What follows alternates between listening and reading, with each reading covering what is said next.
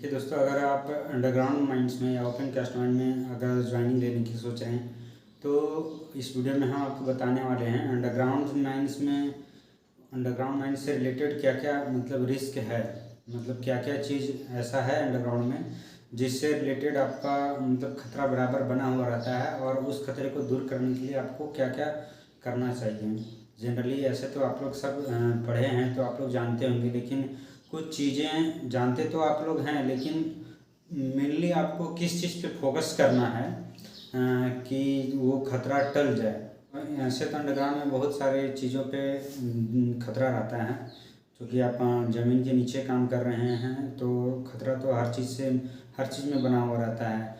जैसे कि आपका बेल्ट लाइन हो गया, बेल्ट लाइन में भी खतरा रहता है, तो पर इसमें उतना ज़्यादा नहीं रहता है। फिर से आप एक्सप्लोसिव यूज करते हैं, अंडरग्राउंड में ब्लास्टिंग करते हैं, उसमें भी है। रोप बोल्टिंग होता है, साइड फॉल होता है, मिसफायर हो गया, ब्लोन आउट शॉट हो गया, ये सब जॉइनिंग गैलरी हो गया, ये सब खतरा रहता है। लेकिन आपको इसमें से सबसे ज़्यादा कहाँ पे ध्यान देना है, सबसे ज़्यादा जो एक्सीडेंट होने का जो चांसेस रहता है वो किस चीज़ों से रहता है, जहाँ पे वर्कर जानबूझ के जान रहे हैं फिर भी वो गलत काम गलत तरीके से करते हैं।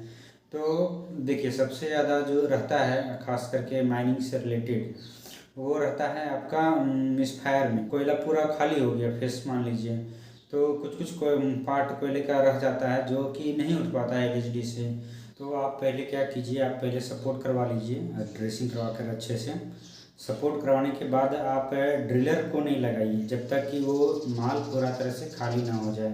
वो जो कोयला बचा हुआ है वहाँ पे उसको पूरा फावड़े से, जिसको हम लोग कुदाल भी बोलते हैं, कुदाल से पूरा साफ़ करवा लीजिए। ठीक है। साफ़ करवाने के बाद जब तक आपको तल्ली दिख रहा है तभी आप डिसीजन लीजिए कि आप यहाँ पे डीलर को हम बुला सकते हैं। जब तक आपको तल्ली ना दिखे तब तक वहाँ पे होल आपको लगाना नहीं है, क्योंकि वो जो कोयले से जो दबा हुआ है हो सके वहाँ पे एक मिसफायर हो सकता है, जिंदा डिटोनेटर हो सकता है, वो ड्रिलिंग से टकरा करके वो ब्लास्ट हो जाएगा। और जब ब्लास्ट होगा तो किसी का बचने का चांसेस बहुत कम रहता है।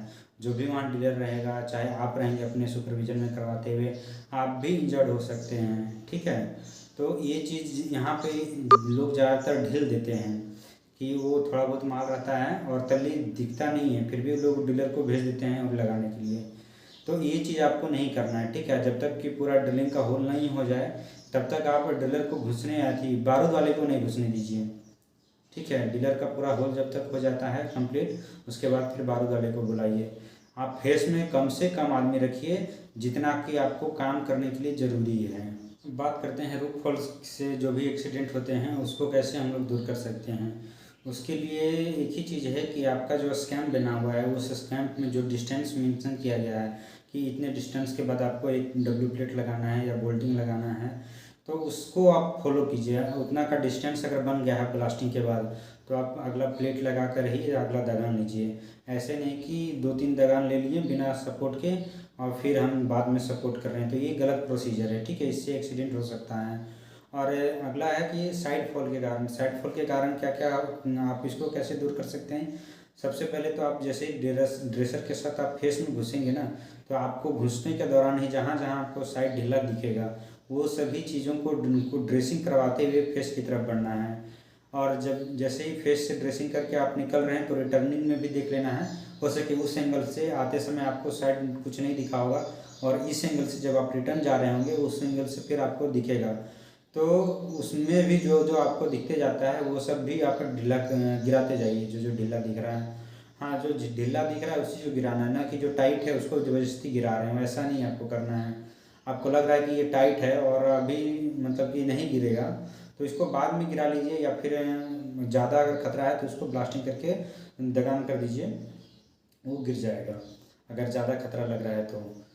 बेल्ट लाइन से रिलेटेड क्या खतरा हो सकता है कि आपका जब बेल्ट लाइन जहाँ पे भी है तो वहाँ पे कोई कोई वर्कर क्या होता है कि बेल्ट के ऊपर से चढ़ कर के काम करते हैं या पार करते हैं।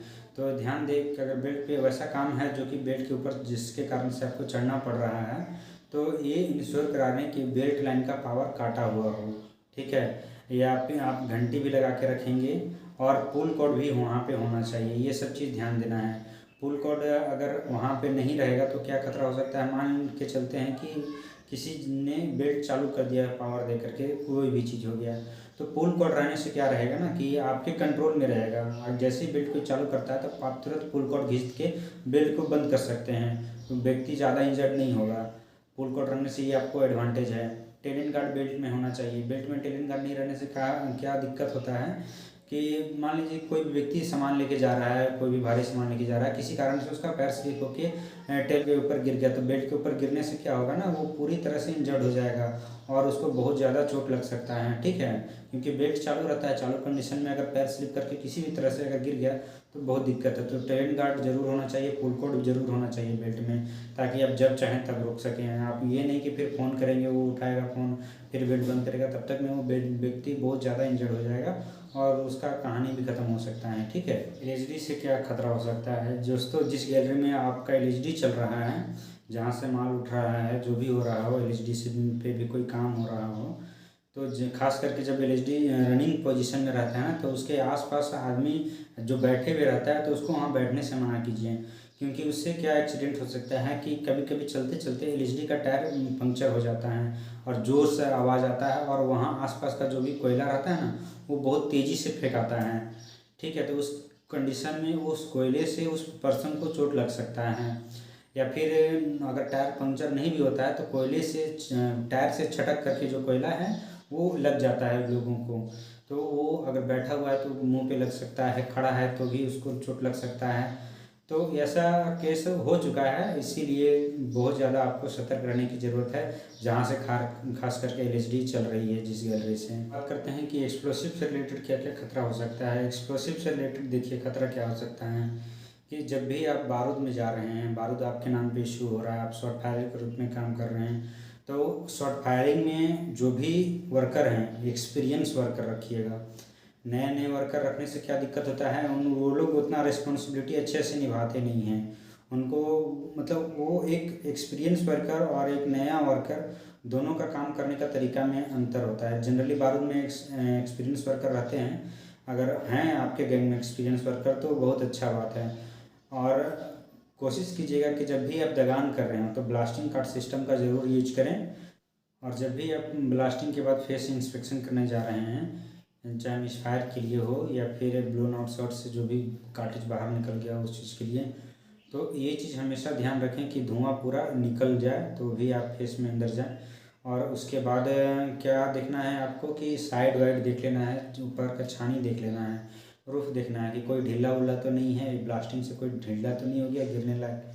तो वैसे ना हो, अगर वैसा आपको लगे कि ये ज़्यादा ढीला हो गया है ब्लास्टिंग से, तो आप सरदार को बता दें, वो अपने साथ ड्रेसर को लेके जाएगा, वो पूरा झड़ानी उड़ानी करके ओके कर देगा, ठीक है। तब आप फेस में जाके आराम से जो भी आपको चेक करना है, पूरा फेस देखना है कैसा आया, ब्लास्टिंग कैसा हुआ, वो सभी चीज़ आराम से देख लें। तो दोस्तों हमारा ये वीडियो आपको कैसा लगा कमेंट सेक्शन में ज़रूर कमेंट करके बताएं हमें।